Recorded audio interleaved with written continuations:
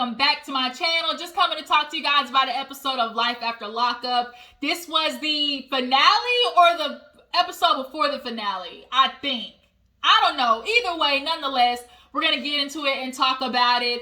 Life After Lockup this season, although it kind of delivered, a little bit of drama, it wasn't like giving, I want to get back to Andrea and Lamar, Michael and Sara. What's going on with they old dramatic, chaotic asses? What's going on with Chevelle and what's old dude name? That she basically forced to be her daughter's baby daddy out of prison. Like, I want to know what's going on with them, okay? Because it was a lot of shit like that we just got to get followed up on.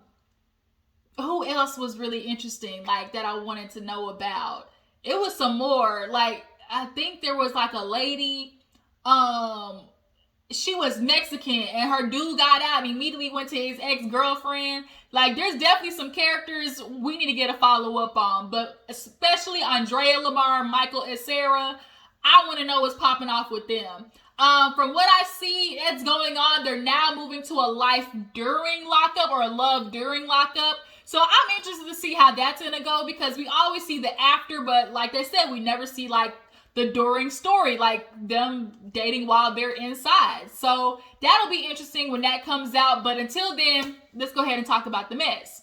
So this episode opens up with Sara telling her mom that she is pregnant. Okay, she is with child. She is with baby. Okay. And the mama's like, oh, hell no. Girl, are you sure? Because this man got 6 kids. Like, that's my first concern. Like, he got 6 kids already, ma'am. You gonna be baby number 7? Yikes. Like, whoo, are you sure you want to do that? And she's obviously concerned because she's like, I didn't plan for this. Like, I have my daughter that I wanted to put my focus in building my relationship. She's been out of her daughter's life since she's been locked up. So, of course, she has some rebuilding she wants to do there. Then it's like she has yet to really truly live life yet after getting out. Because from the timeline, from what I can see, she's maybe been out of jail the most 5 months, maybe 5-6 months, if that. So it's like she hasn't really got her footing on anything. But you can see Sara's thought process, or at least I can, that she is straddling the fence of saying, you know what, I'm going to get rid of this baby because I'm not financially stable. I'm still building this relationship with Shawn. And, my daughter, like, I don't want nothing to come between us. But then there's that other side that Sara, I low-key feel like she's leaning towards is, but Shawn, he's been financially taking care of me since I was in prison. He take care of me now. He's good to my daughter. He's not a beater or, does drugs. And that right there is enough for her. When you've dealt with such shitty men, the bare minimum looks like, when really it's bare minimum. And what Shawn is doing is bare minimum. And she's getting lost in that and not realizing Shawn is just as fucked up, just in different ways than the other men. He is a liar. He's a compulsive liar. And he's a manipulator. And she's going to look past that because she's just thinking about, oh, he don't do drugs. He don't beat me. He's already got my daughter, laid up, got her shit together. Like, she's thinking about the financial part of it going forward. And it's like, yeah, but ma'am, you about to be stuck with this man. Sara, don't do it. Don't do it. And if you, bitch, before they overturn, Lord, please don't overturn Roe versus Wade. Before they do that, bitch, you might want to go ahead and hit the clinic because you need to ask his ex-wife, not even ex-wife, like his baby mama, about how he treat them 6 kids that he got now, because it still pisses me off that you have 6 kids that you do not have a relationship with because you stay chasing prison puss. Like, and then you get mad at them for calling you out about the neglect. Oh, yeah, she just doesn't want to see me move on. I see the kids, at least once a month. What? I remember when he said that the first episode. I see my kids often, I visit them, at least once a month. Bruh, if you don't get your kids some motherfucking therapy, if you ain't gonna be in their life, that's the least you can do is get them some therapy appointments. But all Shawn can think about, he's seen the mom over there talking to her. Oh, I hope she ain't badmouthing me because, I really do want to propose to Sara. I got a ring, but he's just waiting for the right time. And Sara, she's over there looking at him, playing little ball games with her daughter. And, oh, it's cute, but for how long? Right? Like, I know you're looking at, oh, wait, but, he is financially taking care of me. He has money. He don't beat me. He don't do drugs. That to her is enough to want to be like, maybe having a baby with him is okay. But it's like, girl, you're going to be that's going to be baby number 7. And he's one of those men who run at conflict, and at any sign of him doing wrong, he tries to deflect. That's going to get old real fast, bitch, let me tell you. But she ends up taking a walk with him, and that's where that scene ends. Sara, I'm telling you, bitch, don't do it. Don't do it. In the famous words of Portia, wrong road. Okay? So moving on, let's go ahead and move to John and Kristianna. John and Kristianna, basically, he has family that he hasn't seen since he was a kid. He ends up meeting with his sister and her family. They ended up being broken apart by Child Protective Services because, come to find out, his daddy was one of the main meth labs. Like, he was one of the original outlaws, as he liked to put it. His daddy was having a full, not even a grow house, a stash house, a full-on meth establishment. And when they showed the picture, it was like, yep. That when you think of meth lab, like literally the epitome. Like the picture was like spot on of what you would think a meth lab owner would look like. But nonetheless, police, FBI raided, knocked the shit down, took the kids, and hadn't seen them in 20 years. So now when he sees his sister, of course they just hug each other and cry. I couldn't imagine being broken up from, my siblings. So they obviously just catch up. Come to find out, the sister, she's let him know on life, and she's like, I got addicted to drugs by our dad. At 11, he showed me how to put meth in a bowl and smoke it. What the actual fuck, y'all? Like, 11 years old, and your daddy's teaching you how to smoke meth? Some people don't deserve to have kids. Like, the emotional and mental trauma that y'all put on kids, like, by far is just, some people just do not deserve to have kids, which is why it's important that these clinics stay open and that y'all get out of people's business. Like, abortion is, I'm pro-choice, okay? Pro-choice is what it is. Because that right there is, allowing the woman to decide, hey, if I'm with a man like that, he don't deserve no kid, right? Ugh, man, let me tell you. But nonetheless, they ended up meeting up because they wanted to do like a little naming ceremony. Whatever 2% Indian that John is, he be running with it. So they do this little naming ceremony, and Kristianna's looking from the side. And he feels guilty because it's like, oh my God, he has his sister, and they're rekindling, and Kristianna don't have her sister. She still don't know where that bitch at. And it's like, she at a meth house somewhere. Speaking of meth, we know she has some type of meth house because she went back to her boyfriend, her ex, and he was a dealer. He had a whole crack house. So I remember that part. So, Kristianna does miss her sister, and especially in a time where her mom is sick. So it looked about like a week later, because when John was explaining to the producers, he was like, yeah, after my sister left, for a few days, Kristianna was off. And, you can tell because when an addict gets clean, they typically try to find a routine to stay to, to obviously get back on track, have a sustainable living. So when they get off of that routine, typically that's a sign that, something's fucked up. And so he was like, after my sister left, her routine kind of got a little different. You could tell she was off. So when I come home, and she's not here and not answering her phone, it's like, where the fuck did she go? So he looks at the ring thing, and it shows her with a backpack and a bag getting out and going to somebody's car. Now, my first guess is that friend that she ended up, meeting at the job, because they ended up clicking really easily just with their history, both being addicts.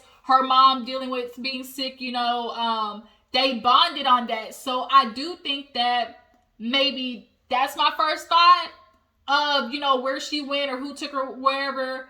But John is heated, so he throwing her shit outside in a trash bag until his little elder comes. I said little elder. Till his elder from his reserve comes. He's like, bro, what you doing? He's like, well, Kristianna left and she not answering my phone after all the shit I did for her. He was like, but wait, you ain't got all the pieces yet. Like, you don't know all the information.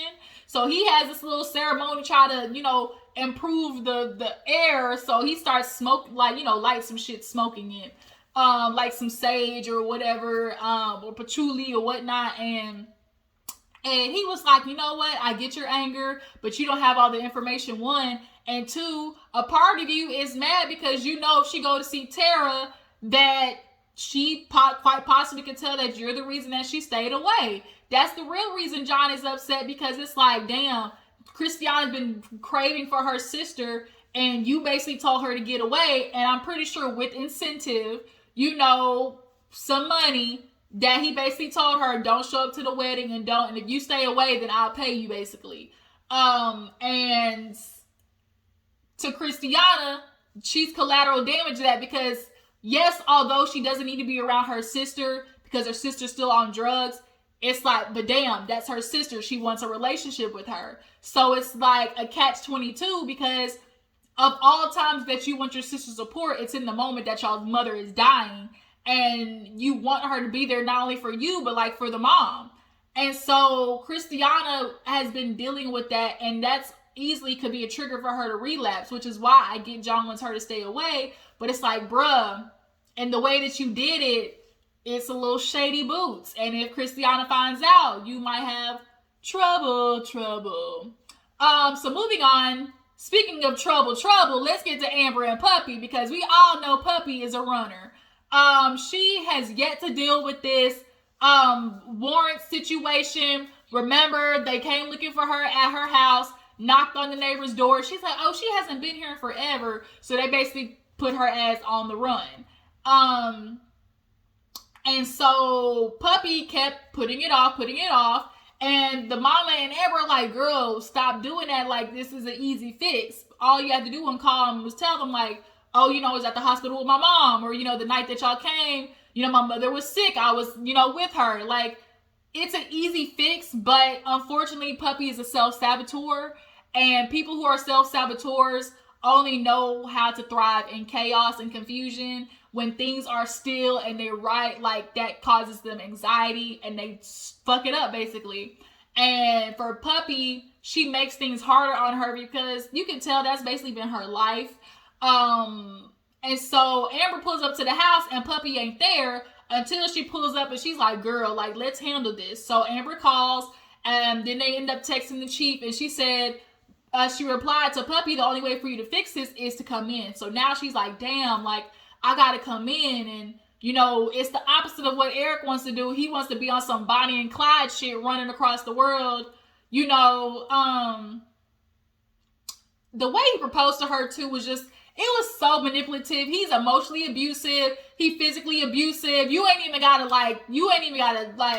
we don't even need proof. Like, I can already see the man, he stay high every fucking episode. Y'all see his eyelids? Even his eyelids be red. Like, not just his eyeballs, his eyelids be red. So it ain't no weed, because I know what a weed, you know, how eyeballs look like. That nigga on that stuff. Like, he on that hard shit, right?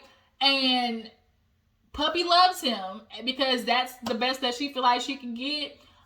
So Amber is taking her to the precinct, and all Puppy can talk about is, you know, I love him. Like, I really love Eric, you know, and that was the one reason I was worried about turning myself in. She don't want to turn herself in, one, because she don't want to piss off Eric, and two, she feels scared that if she gets locked up, like, what he gonna do, right?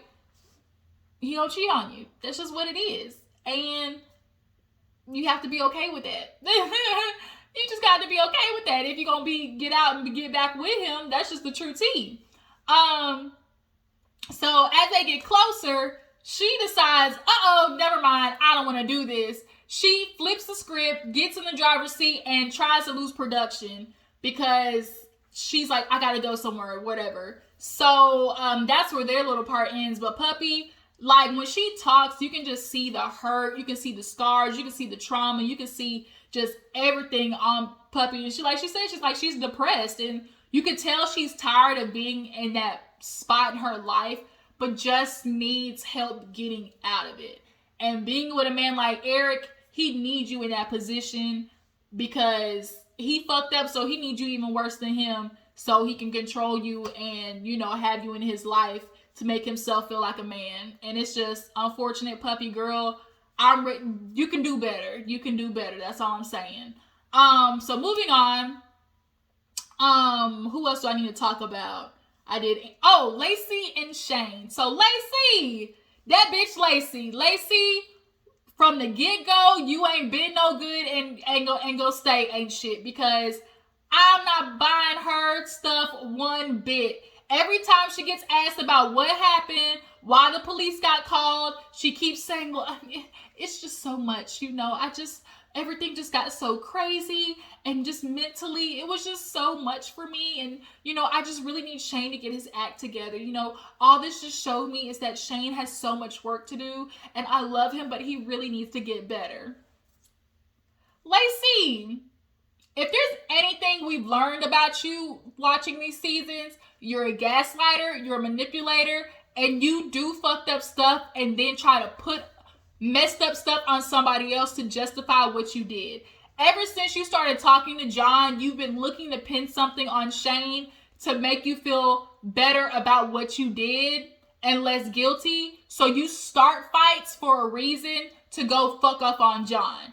That's the truth, right? So now Shane is locked up. She went out, had a night with John. They got drunk, had sex per usual. And now she's trying to meet him at the beach, talking about, I just need closure. Me and Shawn, we've just never had closure, and we keep doing this thing. We keep going in circles and circles, and I don't know why we keep doing this. And she kept saying, I don't know why why do you keep doing this? Because truth be told, John would have been fucking with you had you not reached out to him. This all starts with and ends with you, Lacey. It really does. John would be off with old girl that he was with if you would not reach out to him. You keep saying we keep going back and forth. No, it's all based upon you, Lacey, and you know that. And so now she's on the way over there talking about, with Shane, I just don't know what's going on with him. And it was so crazy for me to think somebody so young would be able to get out of jail and financially support me and my family. And then I had a baby with him. Like, what was I thinking? Exactly. What were you thinking? Nothing. All you knew is that you wanted to piss John off, because that's what you did in the beginning. You cheated on John, then you cheated on Shane, then you cheated back on John. You sent his ass back to jail, then you got back with Shane. Like, you like the chaos. And not only that, you like men fighting over you, because that makes you feel valuable. Because it's clear that you don't value yourself in the way that you done injected Fix-A-Flat inside of your ass and inside of your lips. And then she killed me when she was like, oh my God, because there's just so much with Shane, going on. Until that gets situated, my kids are over at my dad's house. I.e., I'm tired as fuck doing this by myself. I'm going to pawn my kids off at my daddy while I'll go around and fucking suck on the dude that I'm messing with for this week. That's what it is. And now you've been messing around with John for the week, so you needed to have the house to yourself. And so you sent them over to your... go over to Grandpa's. Just go on over to Grandpa's. Lacey ain't shit, y'all. She really ain't. So John is on his way. And of course, he's talking about, with Lacey, it's just so hard. Like, I don't know why I keep, in contact with her. Maybe because a part of me still cares. And, okay, you can love her, but love her from a distance. In the famous words of Medea, because she brings nothing but chaos, disruption, confusion, anxiety, all that type of shit to your life. I see you looking good, John. You got off them drugs, your face done filled out, your weight done filled out, like you look healthy. And if you get back in this shit with Lacey, bruh, you already saw one time where this led, actually twice where this led. One time you even got your ass back in jail. You ended up back on drugs with this woman. Stop doing it. And you can tell where his mind is, because he's like, Lacey, she still look good, she still looks sexy. And that's what it is. Y'all just have really good sex, right? yeah, you might love each other, but it's also the fact that y'all just have really good sex, and you know, no matter what, if Lacey has your contact, when she fights with whatever dude that she's with at the moment, even 5 years from now, she gonna keep your contact. When she fights with whatever dude that she's with at the moment, she's gonna text you, and your dumb ass is gonna pick up, no matter who you with. And so that's why she does what she does. Lacey is toxic as fuck. She just gaslights, she manipulates, and I know she did some shit to Shane, because she said the conversation started with him asking, did you hook up, with John? And she said yes. But I don't think that conversation went that way. To me, I feel like Lacey hit him with and that's why I fucked John. Like, tell me I'm lying. Y'all can see Lacey doing that shit, and that's why I fucked John. Like, she did some shit like that. Like, she already blew up in his face talking about, I never should have had a baby with you. I don't love you. I think she demeans him. I think she says rude ass, passive aggressive shit to him, sarcastic shit to him. And what else do you think somebody's going to do constantly be, getting beat down? They're going to blow up. And for Lacey, it's easy for her to call the popo because she knows he's on file. So that's what she does. It's the easiest way to get him out of the life for the little bit so she can fuck on whoever she's doing. Like, girl, your system, we know your MO already, Lacey. John, you pulled up to the beach. You see her standing there. Bruh, this is your chance to pump that car back up and run the other way, because this is not the move. She gonna fuck up your life again, bro. You've been doing good. Don't do it. Don't do it, okay? Oof, don't do it. Don't do it, John. I'm telling you, don't do it. Lacey needs help. She needs therapy. And we need to figure out what's going on with her daddy. Like, why her dad, like, what happened as a child that she just constantly seeking this from men. So, last but not least, y'all, Brittney and Ray. Brittney pissed me off this whole motherfucking episode. Like, the way she forces Ray into shit, like, do you want somebody to love you, or do you want to force them into loving you? It's like she got this man on shackles. And then you can tell Brittney's one of those women where she basically just has this picture of what her life is going to do, and she plucked Ray up and wants to just drop him in this architect of an idea that she built, right? And you get a man from prison at that, and I think a part of her was okay with sticking by him because you like being able to hold what you did for him over his head. That's always going to be something she throws in his face. After I did this for you and your bitch, ain't nobody tell you to do it, okay? But nonetheless, they packing, and she's already, we're going to have babies, we're going to have sex, like, you better propose to me, you're going to propose to me, right? What's the surprise? Like, and it's like, damn, like, let the man breathe. But this is the moment I knew where Brittney fucked up. He gets on that plane, and his words were, I've been locked up for so long, I forgot how cool the world is. And when he said it, like, I forgot how cool the world is, I was like, oh, shit. I was like, Brittney, you might have fucked up. Because Ray getting on this plane, and traveling, like, he's seeing, like, and grasping, like, this is something I'm possibly going to be locked away from. Granted, I got out of jail, but Brittney's house is about to be the next prison. You don't want to go through being locked up twice. So they get to the thing. Brittney talking about she done did all this, this, and this. Bitch, they get to the room. Why your room got 2 twin beds? You don't even got a master bedroom, bitch. Like, it didn't even have a queen bed. Y'all had 2 twin size beds. What the fuck? So then, Ray, he's out drinking with the guys getting ready. And Brittney, she's with her friends. And she is just going off. Oh my God, he's going to propose. Y'all make sure y'all got your phones ready. And the friends are like, are you sure? Are you ready? Hell yeah, I'm ready. Think I'm getting ready to do common law, have a baby, be down there 15 years down the line. And she just went, choo. And the friends was like, damn, Brittney, like, bring it down, calm down. And she said, I'm just so sick of this question of I'm ready. I wouldn't have did all the shit I did. And you're missing the point. You just want to be married. You don't want to have a marriage because you're completely forgetting that there's 2 people in this relationship, Brittney. It's not just about Ray fulfilling you. You have to fulfill Ray. And the way that you're acting right now, bitch, you're going to chase him off is what really going to happen. So then they're getting ready. And the friend is talking about, Brittney, I just see her rushing into things. Like, what do you really know about this man? Like, he just got out. Y'all haven't really been together that long. And from this scene, you could just really tell her friends what they really think. Like, bitch, you crazy, but they just gonna keep it. You know, because no matter what they say, Brittney gonna do what the fuck she wanna do, and her friends know that. So they just gonna, you know what, bitch? You wanna go over the cliff? Have fun doing it. You know, don't cry when you hit the bottom, bitch, basically. So they outside dancing, and Brittney's like, I'm loving it, you know, like this is what I really wanted.